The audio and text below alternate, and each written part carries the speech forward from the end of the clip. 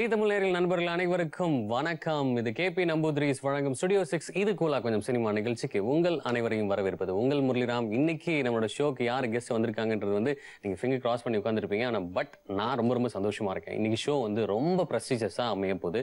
ஏன்னா இன்னைக்கு வந்திருக்கக்கூடிய ஆக்டர் அந்த மாதிரியான ஒரு ஆக்டர். இவரோட பேர் சொல்றதுக்கு முன்னாடி அவரோட நிறைய வாங்கின பட்டங்கள் வந்து ரொம்ப அழகா அடுக்கடுக்கா நம்ம சொல்லிட்டு போறோம். வேற யாரும் கிடையாது, none other than சின்ன கலைவாணர் பத்மஸ்ரீ கலைமாமணி விவேக் அவர்கள் தான் நம்ம ஸ்டுடியோக்கு வந்திருக்காங்க. அவர் மட்டும் வரல, அவர் ரீசெண்டா நடிச்சு மிகப்பெரிய லெவல்ல வெற்றிகரமா ஓடிட்டு இருக்கக்கூடிய நான் தான் பாலா திரைப்படத்தோட இயக்குனர் என்டையர் டீம் எல்லாமே வந்திருக்காங்க. ஸோ எல்லாத்தையும் நம்ம வெல்கம் பண்ணிடலாம்.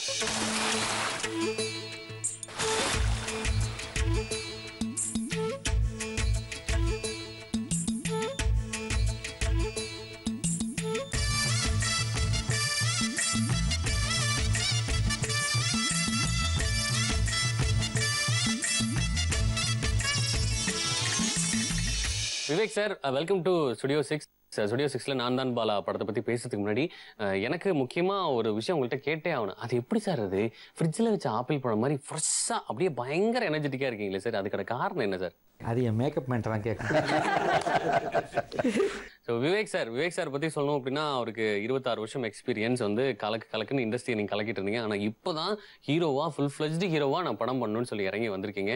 ஸோ அதுக்கு மிகப்பெரிய காரணம் வந்து யாராக இருக்கும் அப்படின்னா இங்கே டெபியூ டைரக்டராக உட்காந்துருக்க கண்ணன் அவர்கள் தான் வந்து மிகப்பெரிய காரணம். ஸோ அவரை பற்றி அவரே சொல்கிறத விட நீங்கள் சொன்னீங்கன்னா ரொம்ப சந்தோஷமாக இருக்குன்னு நினைக்கிறேன். Please sir. சார், நீங்கள் வந்து இந்தியாவின் கௌரவங்களில் ஒன்றான இயக்குனர் பாலாவின் பட்டறையிலிருந்து வந்திருக்கீங்க.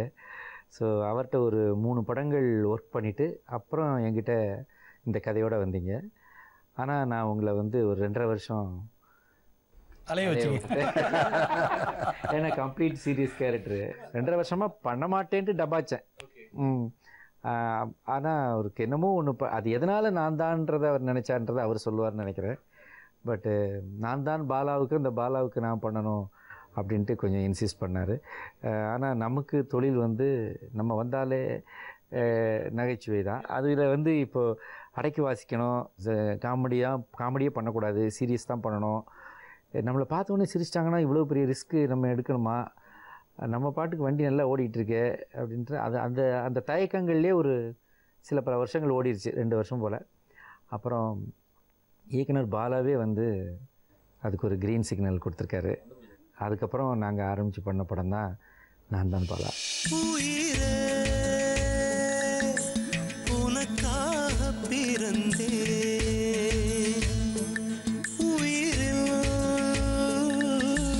உன் காதல் சுமந்தே.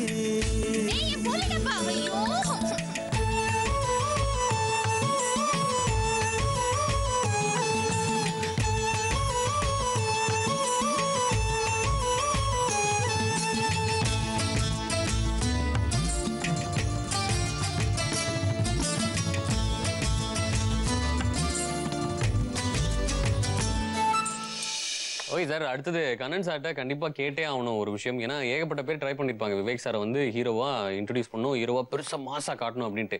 பட் அதை எக்ஸிக்யூட் பண்ணி அழகாக இன்னைக்கு தேட்டரில் படம் வந்து வெற்றிகரமாக ஓடிட்டு இருக்குன்னா அது காரணம் வந்து நீங்கள் தான். ஸோ எவ்வளோ சந்தோஷமாக இருக்கீங்க. அண்ட் மொரோவர் இது எப்படி வந்து சாத்தியம் அடைஞ்சது, ஸோ அதை பற்றி சொல்லுங்கள். அதுதான் கதை தான் முக்கியமாக. கதை வடிவமான பிறகு அதுக்கு காஸ்டிங் பார்த்திங்கன்னா நினச்சி பார்க்க முடியாது, வேறு யாரையுமே என்னால் இல்லை. சார் மட்டும் தான் எனக்கு இருந்தாங்க. தயாரிப்பாளர் வந்தார், அது நினச்சதை சூப்பர் சார்.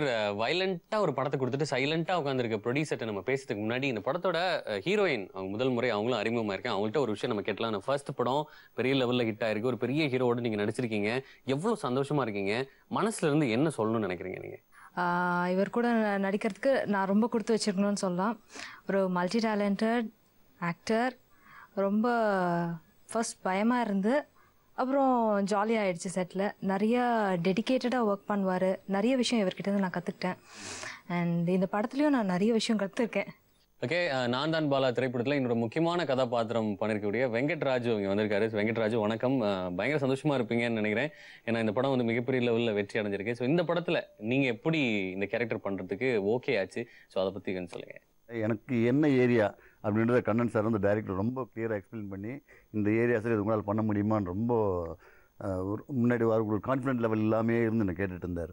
சார் என்னால் பண்ண முடியும், இந்த எல்லாம் செஞ்சிடறேன் சார்னா. அப்புறம் சாரும் என் மேல் ரொம்ப நம்பிக்கை வச்சு பண்ணார். ஸோ அந்த கேரக்டர் என்னுடைய பர்ஃபார்மன்ஸ் நான் நல்லா பண்ணிடுவேன் என்னுடைய ஒரு கருத்து. அது ஜனங்க பார்த்து முடிவு பண்ணி எப்படி பண்ணிடுறேன்னு சொல்லணும். ஒரு திரைப்படம் மக்கள்கிட்ட வெற்றிகரமாக போய் சேருதுன்னா அதுக்கு மிக முக்கிய காரணம் தயாரிப்பாளர் தான். நான் தான் பாலா திரைப்படத்தோட தயாரிப்பாளர் லாரன்ஸ் அவர்கள் இங்கே இருக்காரு. சார், உங்கள்கிட்ட நாங்கள் கேட்கணும்னு நினைக்கிற ஒரு விஷயம், இந்த மாதிரி ஒரு படம் எடுக்கணும்னு நீங்கள் யோசிச்சதுக்கான காரணம் என்ன? அது காரணம் அவர் தான். ஏன்னா சார் சொன்ன மாதிரி 2.5 இயர்ஸ்க்கு முன்னாடி அது பண்ணியிருந்தாங்கன்னா அந்த ஆப்பர்ச்சுனிட்டி எனக்கு கிடச்சிருக்காது. In fact I grab this opportunity தான் சொன்னதில்ல. அவருக்கு வந்து இந்த டைமில் வந்து தேங்க்ஸ் சொல்ல வரேன். அவருக்கு எவ்வளோ பேர் தெரியும் இண்டஸ்ட்ரியில், ப்ரொடியூசர்ஸ் எவ்வளோ ஃப்ரெண்ட்ஸ் இருக்கிறாங்க.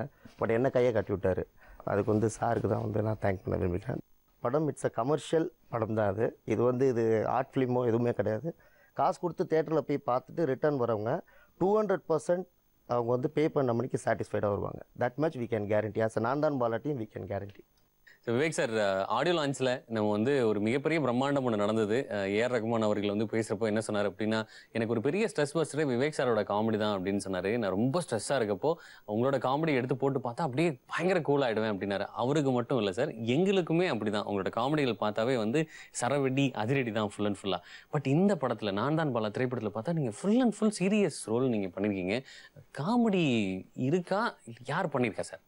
மயில்சாமியும் என் கூட இருப்பார் இல்லையா, செல்முருகன். ஆமாம் சார், 2 பேரும் சேர்ந்து ஒரு காமெடி பண்ணிட்டாங்க படத்தில். Cell Murugan extraordinary humour work out. Seriously sir, Cell Murugan வந்துட்டு இஸ் எக்ஸ்ட்ராடினரி காமெடி நாச்சு சார். ஒரு வந்து வைப்ரண்டா இல்ல சார் பெர்ஃபார்ம் பண்ணுவார் உங்க கூட இருக்கப்போ.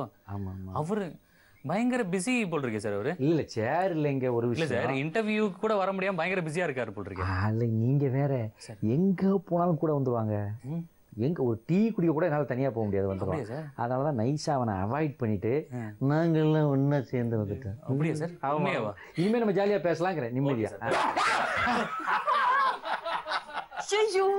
கேட்டா ஒன்று எப்படி உன்னை விட்டுட்டு நைஸாக காரில் வந்தேன், எப்படி வந்த? டிக்கில வந்துட்டேனே. யார் சார் இது சேட்டு பையன் பங்கு வச்சு?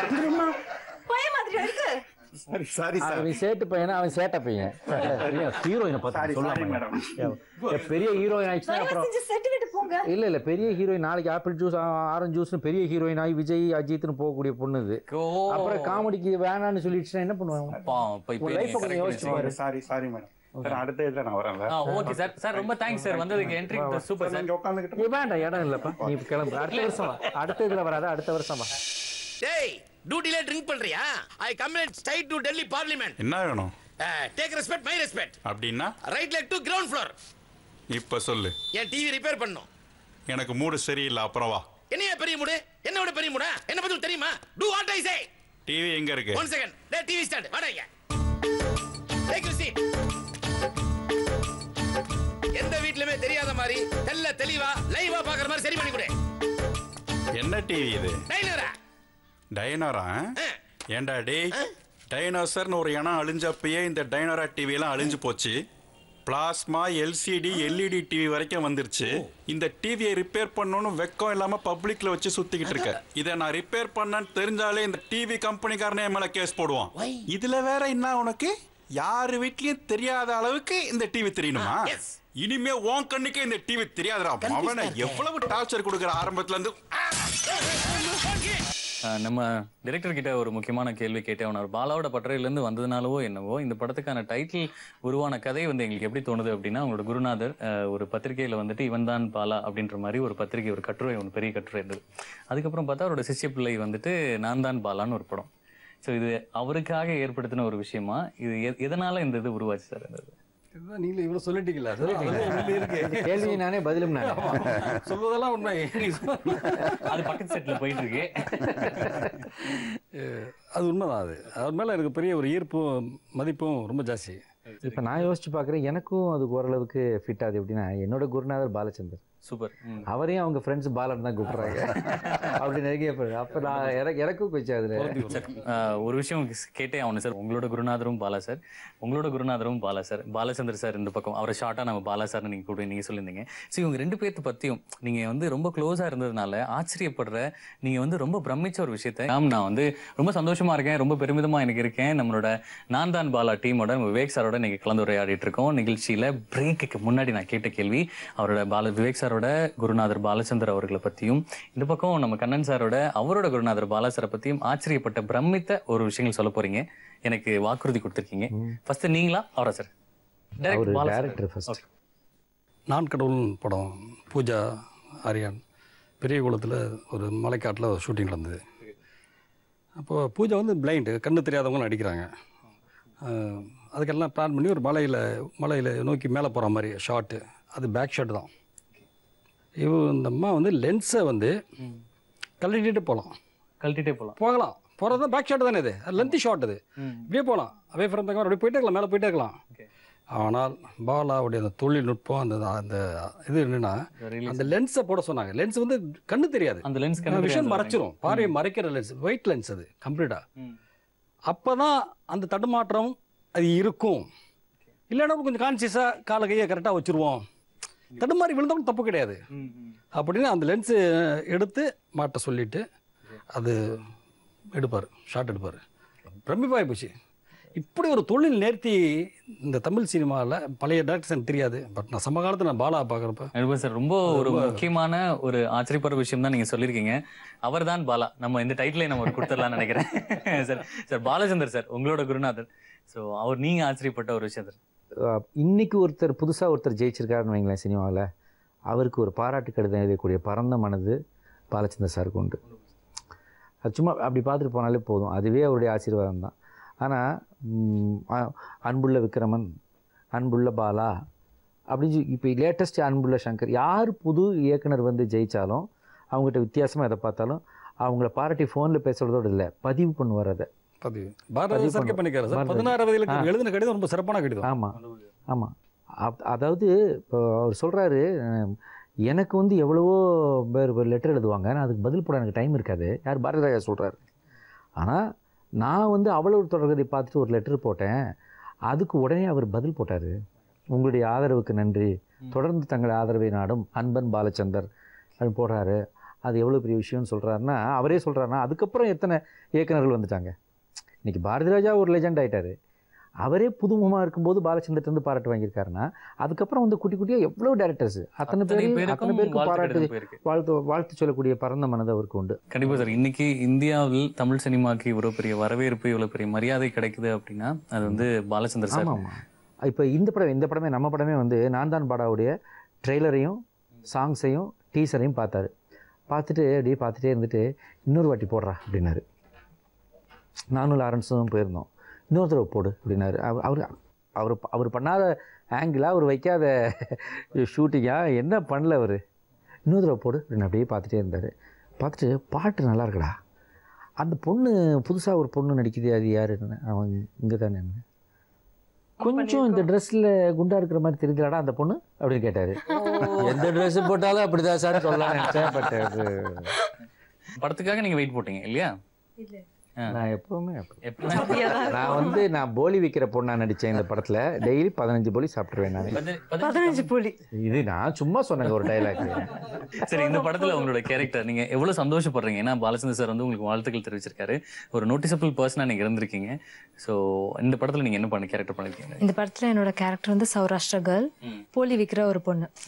இதுக்காக தனியா சௌராஷ்டிராலாம் கத்துக்கிட்டேன், போலீஸோட கத்துக்கிட்டேன். அப்புறம் சுட்டு சாப்பிட்டது யாரு? சந்தோஷ்பா. என்னாச்சு? சந்தோஷ்பா இருக்கிறதுல கொஞ்சம் கஷ்டமான லாங்குவேஜ் வந்து சௌராஷ்டிரா லாங்குவேஜ். சௌராஷ்டிரா லாங்குவேஜ்க்கு வந்து முதல்ல இந்த படத்துல தான் நாங்க வந்து ஒரு பதிவை ஏற்படுத்தியிருக்கோம்.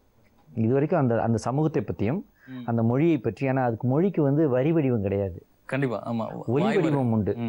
ஒலி வடிவம் நீங்க பார்க்க முடியாது, வாய் வார்த்தையா தான் பேசலாம் கேட்கலாம். எழுத்து வடிவம் லாங்குவேஜ்க்கு இல்லை. ரொம்ப அற்புதமான இது. அதை பற்றின ஒரு பதிவு அருமையாக இந்த படத்தில் பண்ணியிருக்காரு. இந்த பொண்ணு வந்து அதில் வந்து சௌராஷ்டிரா சமூகத்தை சேர்ந்த பொண்ணாக வருது. அதில் அவங்களுடைய சமுதாயத்தை பற்றி ரொம்ப உயர்த்தி டைலாக்லாம். டிஎம்எஸ் தெரியுமா? அவர் எங்கால் தான் எம்ஜிஆர் சிவாஜிக்கு குரல் கொடுத்தாரு. அவர் ஆளுங்க தான் நாங்க, அவர் ஆளுங்க நாங்க அப்படின்னு. சூப்பர். நீங்க சொல்லுங்க அந்த டைலாக் எனக்கு சொல்லுங்க. ஐயரே, நாங்களும் உங்க ஆள் தான், சுத்த சைவம், சௌராஷ்டிரா.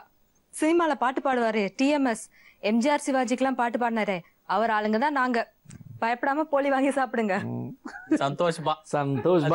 சூப்பர்.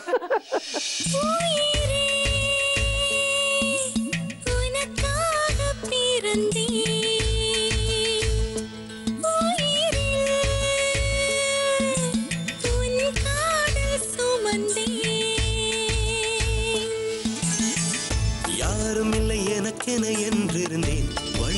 வீட்டுக்கு வந்து விட்டாய், பேரடியில் மழையாய் நீ விழுந்தாய், பூக்கிறேன். யாரிடமும் என் மனம் விழுந்ததில்லை, பார்த்தவுடன் பறித்து விட்டாய், என்ன இது எனக்கு என்ன ஆனதடா, உன்னை கேட்கிறேன். நம்ம ஒரு சின்ன பிரேக் இப்போ ஒன்று எடுத்துக்கலாம் சார். சார் பிரேக்குக்கு முன்னாடி நீங்கள் பிரேக் அப்புறமா எனக்கு ஒரு ஒரு ஒரு கேள்விக்கு நீங்கள் பதில் சொல்லணும். ஒரு சின்ன கேள்வி தான், ஒன்றும் பெரிய விஷயம் கிடையாது. உங்களோட நீண்ட கால நண்பர், இத்தனை வருஷம் எக்ஸ்பீரியன்ஸில் ஒரு நீண்ட கால சக கலைஞர் வடிவேல் அவர்கள் வந்துட்டு ரொம்ப நாள் கழிச்சு ஒரு படம் பண்ணியிருந்தாங்க. ஸோ வெற்றிகரமாக போயிருந்தது தேட்டரில். ஸோ அந்த இடைப்பட்ட காலம் ஒரு படம் பண்ணாமல் இருந்தார் இல்லையா, அந்த டைமில் நீங்கள் பேசுனீங்களா? என்ன மாதிரி விஷயங்கள் நீங்கள் பேசுனீங்க? ஏதாவது ஒரு ஆறுதலான விஷயங்கள் நீங்கள் கண்டிப்பாக நீங்கள் பேசியிருப்பீங்க. ஸோ அதை எங்களுக்காக வந்துட்டு நீங்கள் சொல்லணும் சார், அந்த இனிமையான தருணத்தை நீங்கள் சொல்லணும். ஸோ அது முடிஞ்சு மறுபடியும் எப்போ ஆரம்பிக்கும்? உடனே ஆரம்பிச்சிடும். இதை நாங்கள் ஒத்துக்கவே முடியாது சார். எமர்ஜென்சி எக்ஸிட் எங்க இருக்கு? இழுத்து பூட்டுங்கள் அந்த கதவை. ஒன்று கேட்டிருந்தேன். அதுக்கு முன்னாடி நம்ம வந்துட்டு நம்மளோட வெங்கட் கிருஷி அவர் வந்து நம்ம வெல்கம் பண்ணிக்கிறோம். அண்ட் மோர் அவர் he looks like a foreigner but he's not a foreigner, he's a Tamilian அப்படின்றது நாங்கள் சொல்லிடுறோம். ஹிப் ஹாப் ஸ்டைலில் இருக்காருல்ல, ஹிப் ஹாப் ஸ்டைலில் இருக்காரு அவரு. அதான் கேமராமேன் அவர்கள் அழகிய மணவாளன் எல்லாத்தையும் இந்த படத்துல அழகா காட்டியிருக்கவர். Welcome to the show. உங்க ரெண்டு பேர்த்துக்கும் வந்து வாழ்த்துக்கள். ஏன்னா உங்க ரெண்டு பேர்ட்டையும் நான் நிறைய விஷயங்கள் நான் பேசுறேன். பிரேக்கு முன்னாடி ஒரு முக்கியமான கேள்வி கேட்டேன். திடீர்னு திரும்பி பக்கத்துக்குள்ள எஸ்கேப் பண்ணாலும் ஆயிடுவாப்ல. அதனால வடிவேல் சாரும் நீங்களும் வந்து நிறைய படங்கள் நீங்க நடிச்சிருக்கீங்க. சமீப காலகட்டத்தில் ரொம்ப நாள் கழிச்சு ஒரு படம். ஸோ அந்த இடைப்பட்ட காலம் நண்பர்களாக நீங்கள் கண்டிப்பாக ஒரு சில விஷயங்கள் நீங்கள் பரிமாறி இருப்பீங்க, ஆறுதலான விஷயங்கள் இருந்திருக்கும். ஏன்னா அவர் இடைப்பட்ட காலத்தில் வந்து அவர் நடிக்காமல் இருந்த டைம் நீங்கள் அவர்கிட்ட என்ன பேசுனீங்க சார்? ஏதாவது ஒரு தருணம்? எப்பயாவது பேசிப்போம். சில நேரத்தில் நான் ஒரு பார்க்க போவேன், அவர் எங்கள் வீட்டுக்கு வருவார். என் குழந்தைங்களோட ஃபோட்டோலாம் எடுத்திருக்காரு, ஈவினிங் டிஃபன் டீ சாப்பிடலாம் வந்திருக்கார். That way. பட் இந்த இடைப்பட்ட காலத்தில் நாங்கள் நிறைய பேசிக்க முடியல, அதுதான் உண்மை.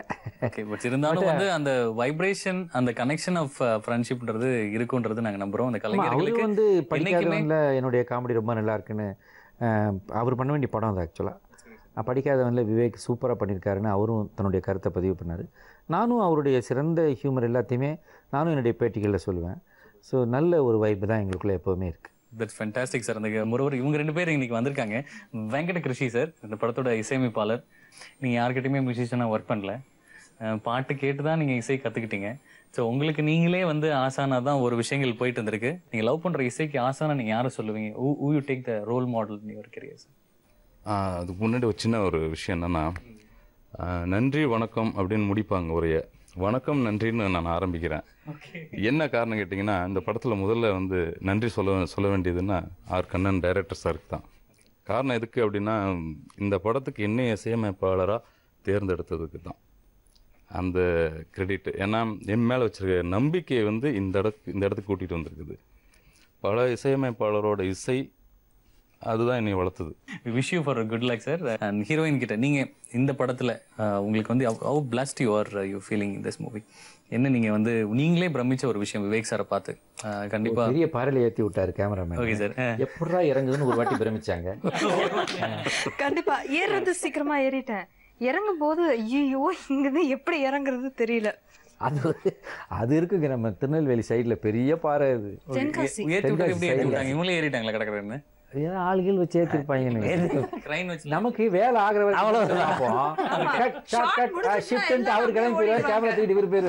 அடுத்த ஷாட்டு காணணும். இறங்கும் போது நம்ம மட்டும் தனியா இருப்போம். சார் இந்த படம் விவேக் சார் ஒரு பிரம்மாண்டமான ஒரு நடிகர், பிரம்மாண்டமான ஒரு கலைஞர், லெஜெண்டரி ஆக்டர் இந்த மூவி. அவரையும் தாண்டி இந்த படத்துல வேற என்ன விஷயங்கள் இருக்கு நாங்க போய் தியேட்டர்ல போய் பாக்குறதுக்கு, தியேட்டர்ல அவங்கள கூப்பிடுறதுக்கு? சூப்பர் கொஸ்டின் சார் இது. ஆனால் அதுக்கு என்கிட்ட ஒரு பதில் இருக்குது. அவர் வலதுகை பக்கமும் இடதுகை பக்கமுமே அது இருக்குது. ஓகே, இந்த படத்தோட ஹைலைட்டு விவேக் மட்டும் அல்ல, இசையமைப்பாளர், ஒளிப்பதிவாளர். ஒளியும் ஆமாம், அது மிகப்பெரிய கான்ட்ரிபியூஷன்.